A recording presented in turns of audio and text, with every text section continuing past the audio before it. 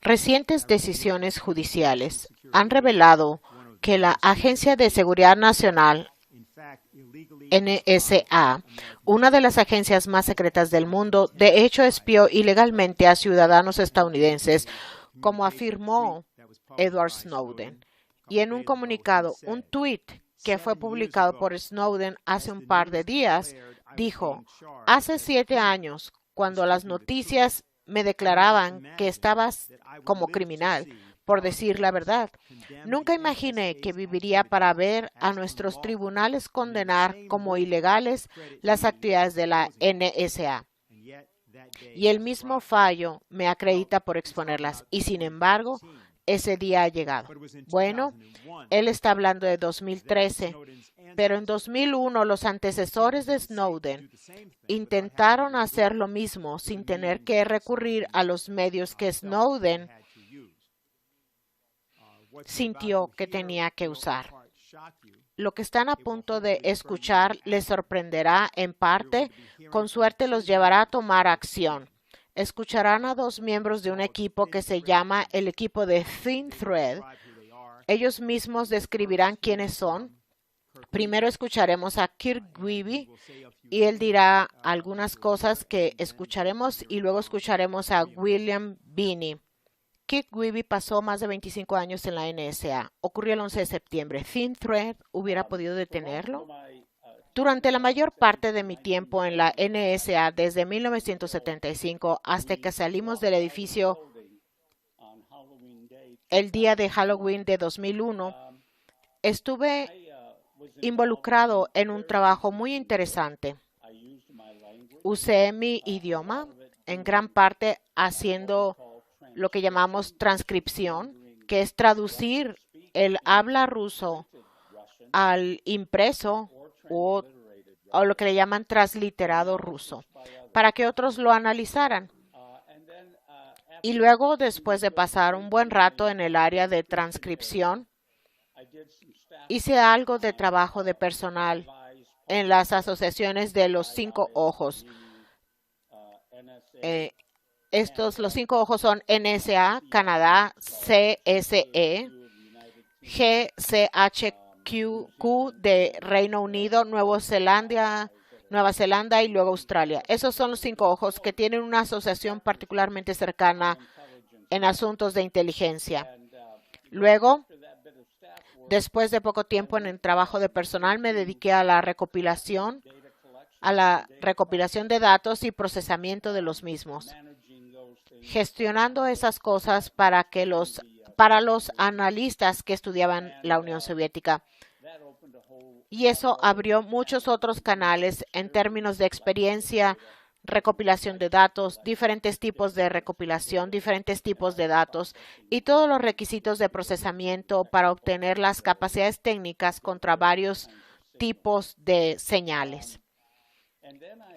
Y luego fui seleccionado para pasar al análisis y estuve a cargo de un requerimiento de máxima prioridad que vino del presidente Reagan, llamado Directiva de Decisión de Seguridad Nacional número 178, que tenía que ver con objetivos estratégicos reubicables,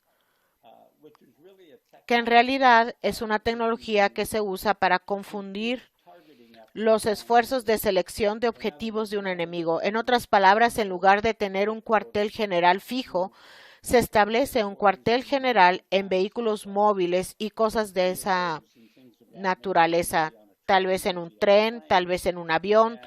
Entonces, todo el tema de los objetivos estratégicos reubicables, incluidos los misiles colocados en trenes y en vehículos, con este tema me concedieron el segundo premio más alto que otorga la NSA, el premio al servicio civil meritorio. También recibí el premio a la unidad meritoria del director de inteligencia central, reconociendo a toda mi rama en la NSA de aproximadamente 70 personas por nuestro trabajo en ese tema. Y después de eso realicé otros tipos de funciones de personal asociadas con la alta gerencia y fue, y fue en ese momento cuando Bill Binney me sugirió, ¿por qué no vienes a nuestro pequeño centro de investigación? Yo sabía quién era Bill, pero no sabía qué estaba haciendo en ese momento. Entonces bajé y vi lo que estaban haciendo y pensé que era el futuro de la NSA, porque ya no se trataba de redes de conmutación de canales, redes basadas en radiofrecuencia, sino redes de conmutación de paquetes. En otras palabras, Internet, protocolos de control de transmisión, protocolo de Internet y lo que significaba eso para el futuro de la NSA en términos de fuente de información, su amplitud, cuáles eran las implicaciones tecnológicas, etcétera.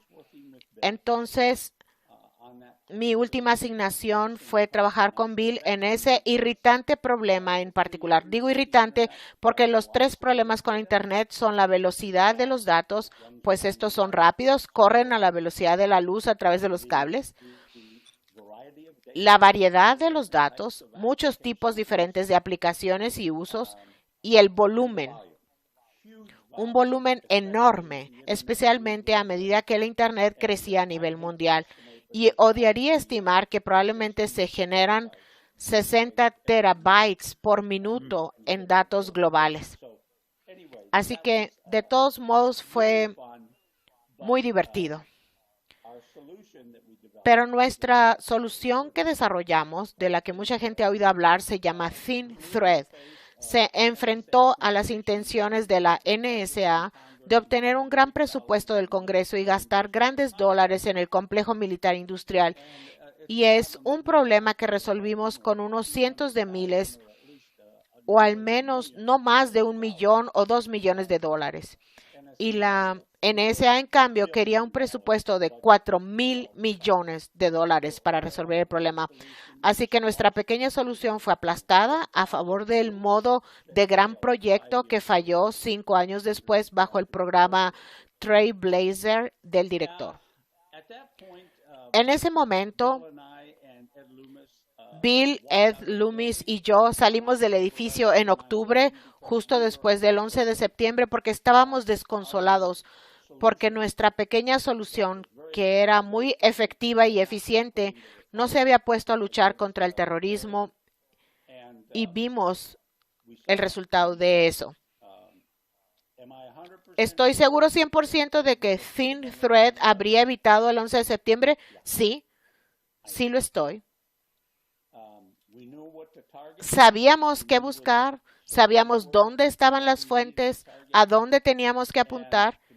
Y para ser honesto con ustedes, si le preguntan a Tom Drake, otro de los informantes delatores de la NSA que llegó más tarde, les dirá que después de que nos fuimos, encontró información del 11 de septiembre en la base de los datos de la NSA que predijo el evento. También nos dijo que un analista de la NSA, un grupo, no solo un individuo, sino un equipo pequeño, ya sabía que el 11 de septiembre iba a suceder e iba a publicar un informe, pero se les impidió por el director de la NSA, Michael B. Hayden. Ojalá pudiera decirles por qué. Tengo muchas conjeturas, pero ese es un tema para otro día. ¿Qué era Thin Thread?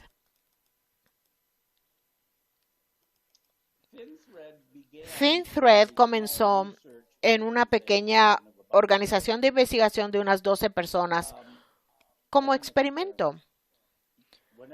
Siempre que se tiene un problema técnico que resolver, reúnes a buenas personas y hablas sobre formas de tratar de resolverlo y se tienen un montón de fracasos y luego se comienza a tener éxito en pequeños pasos.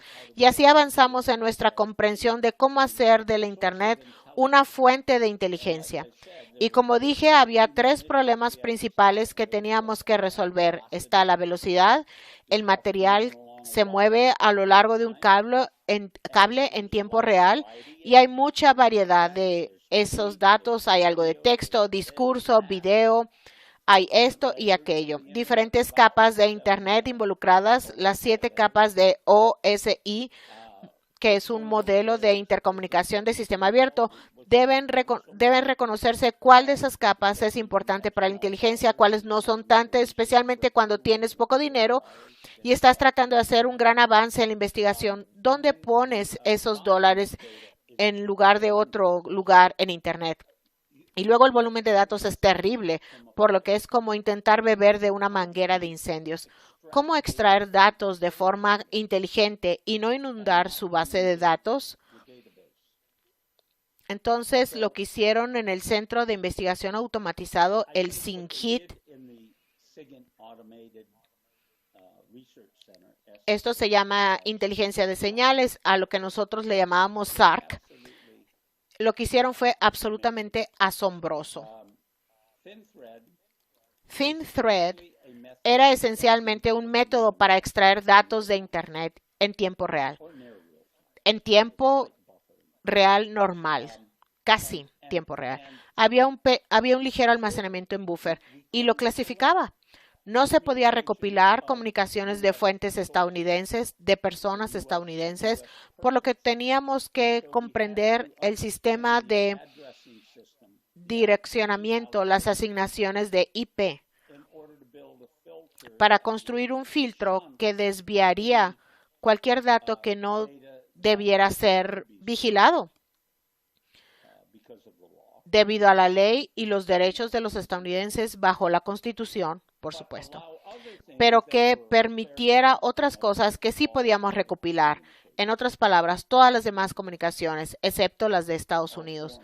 Todas las comunicaciones extranjeras, porque ese sí es el mandato de la NSA, la inteligencia extranjera.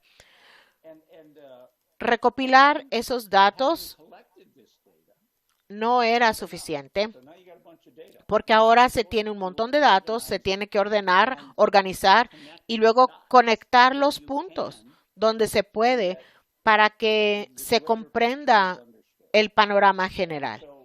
El nombre ThinThread es un poco inapropiado y si hablan con el desarrollador de ThinThread, Ed Loomis, les dirá que es un nombre inapropiado.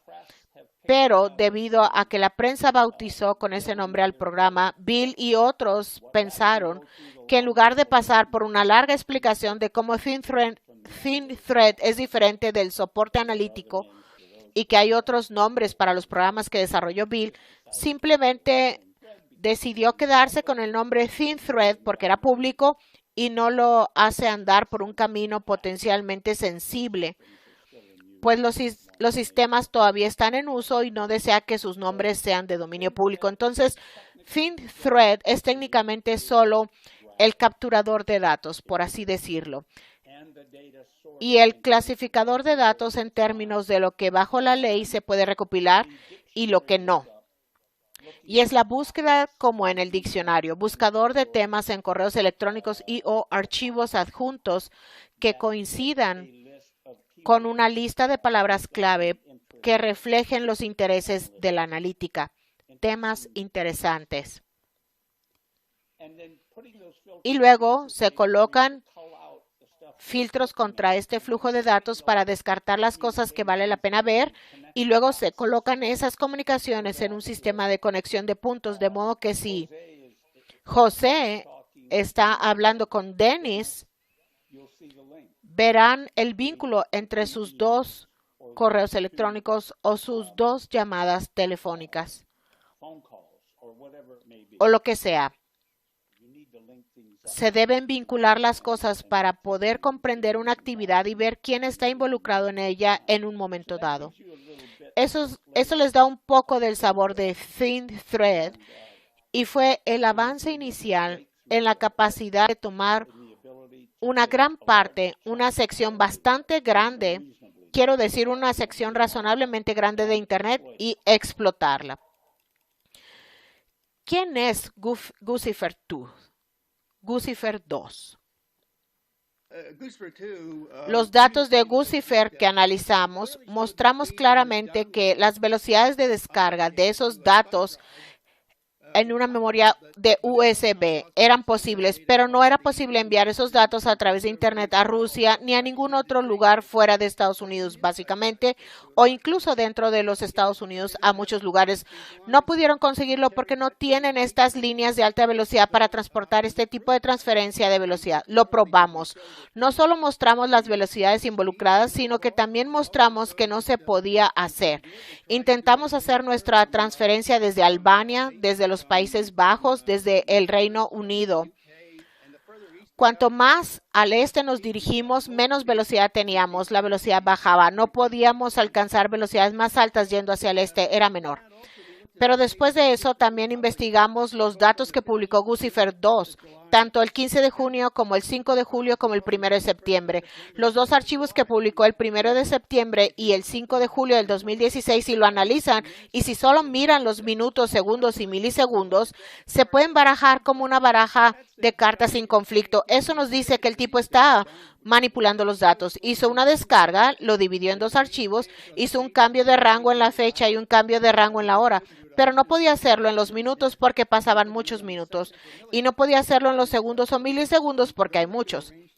Entonces solo pudo cambiar el rango en la fecha y la hora, que aparentemente es lo que hizo porque esos dos archivos se fusionan en uno. Dicho eso, estaba jugando con los datos. Luego, el 15 de junio, publicó algunos artículos que mostraban que los archivos tenían huellas dactilares rusas.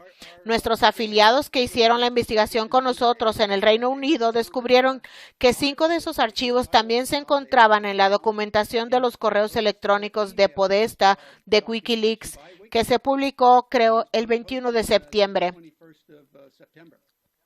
Ese fue al menos el momento en que ellos lo vieron. El punto era que esos archivos que estaban en la publicación de Wikileaks no tenían huellas dactilares rusas, por lo que eso significaba que Guccifer 2 insertó esas huellas digitales.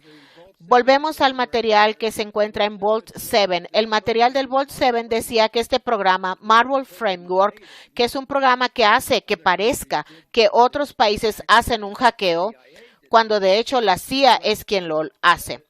Bueno, con ese programa se puede imitar o hacer que pareciera que los rusos, los chinos, los norcoreanos, los iraníes o los árabes hicieron un ataque. Entonces se puede atacar a cualquiera y dejar huellas dactilares para que parezca que alguien más lo hizo. Cuando vimos eso, eso significaba para nosotros que Guccifer 2 estaba usando algún tipo de programa o algún tipo de proceso para insertar esas huellas digitales en los datos del Comité Nacional Demócrata. Además de eso, en el material del Vault 7 decía que el programa Marvel Framework se usó una vez en 2016. Bueno, creemos que sabemos cuándo. Eso nos dice que toda la evidencia forense que hemos estado acumulando desde el exterior apunta a la CIA como el origen del Guccifer 2. Entonces, toda su acusación sobre los rusos y todo el mundo es una premisa falsa para empezar. Entonces, todo lo que presentan como la razón para la que persiguieron al presidente y también al general Flynn fue resultado de lo que creo que los abogados llaman fruto del árbol envenenado. Lo instalaron, manipularon, idearon y ejecutaron en contra de usted, presidente, y el general Flynn, y también trataron de meternos a la cárcel a nosotros también bajo la ley de espionaje, fabricando pruebas contra nosotros también. Entonces, ¿cómo podemos confiar en el FBI después de que hasta que Barr y Durham realmente lo limpien? ¿Qué significa el estado de vigilancia ilegal? ¿Qué se puede hacer al respecto?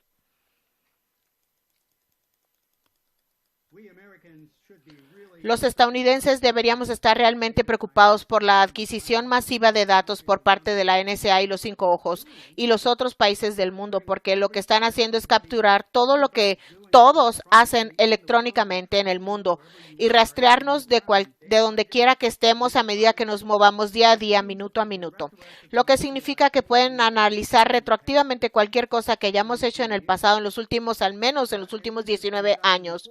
Esto se ha hecho antes, se ha usado contra la gente para evitar que hagan cosas que el gobierno no quiere, como por ejemplo cuando Elliot Spitzer se enfrentó a los banqueros de Wall Street tratando de llevarlos a los tribunales para defraudar a la gente en la crisis financiera de 2007-2008. Usaron esos datos para encontrar algo en su contra, para aprovecharlo y deshacerse de él. La cuestión es que estos datos, cuando se les da a los gobiernos o a cualquiera en general, tarde o temprano, el poder que tienen lo utilizan y lo usan contra ti. Hay formas de solucionar este problema. La forma de hacerlo es obligarlos a adoptar un enfoque centrado, disciplinado y dirigido, como lo hace la policía cuando investiga un delito. Aquí todo lo que tienen que hacer es usar la lógica deductiva, inductiva y abductiva para mirar a las personas que están asociados o que saben que son malas personas por cualquier razón, actividad criminal, o investigar a líderes de países o gobiernos o militares, cosas de esa naturaleza, y centrarse en ellos y en un grado a partir de ellos como base para la investigación de contenidos, así como de metadatos. Pero luego se debe mirar más allá de eso al siguiente grado, siempre y cuando no pase por una persona o una agencia gubernamental, lo que lo expandiría para recopilar cantidades masivas de personas que no son relevantes para nada. Al hacer esto, lo que haría básicamente, este enfoque habría encontrado virtualmente todos los ataques terroristas y toda la actividad criminal antes del lance del 11 de septiembre, para el 11 de septiembre y después del 11 de septiembre. Todavía funcionaría. El problema ahora es que tienen tantos datos, pues usan la selección de diccionario como una forma de hacerlo, búsqueda de palabras, búsqueda de frases, cosas así. Y entonces recolectan un montón de datos, arrojan una tonelada de material sobre las personas y son disfuncionales. Entonces los ataques ocurren, la gente muere y luego limpian el desorden, entran y miran. Una vez que saben quién lo hizo, pueden ver todos los datos que han recopilado sobre él. Eso es trabajo forense, no es un trabajo de inteligencia. Entonces la idea es que si haces eso, también haces cosas como lógica inductiva. Mirando los sitios que visita, están viendo cosas como pedofilia, violencia contra Occidente, cualquier tipo de actividad delictiva. Entonces, eso es una indicación de que están en lo que yo llamo la zona de sospecha. Y eso es lo que la gente necesita investigar para ver si también están involucrados. Si es así, entonces pueden desarrollar información para justificar una orden judicial basada en el comportamiento de causa probable de las comunicaciones, de las comunidades en las que están involucrados, y pueden resolver esto. Esto daría privacidad a Estados Unidos y a todo el mundo y crearía el ambiente para que la inteligencia y la policía examinen para resolver problemas y prevenir ataques. Entonces, tiene solución, podemos hacerlo. Todo lo que tenemos que hacer es obligar a nuestro gobierno a acatar nuestra Constitución y hacer que realicen un trabajo profesional disciplinado y centrado. Y hablan de soberanía, de rebeldía, de ideología, de democracia. No me importa qué partido representa el presidente, sino quién lo financia. Nada cambia si no cae su líder.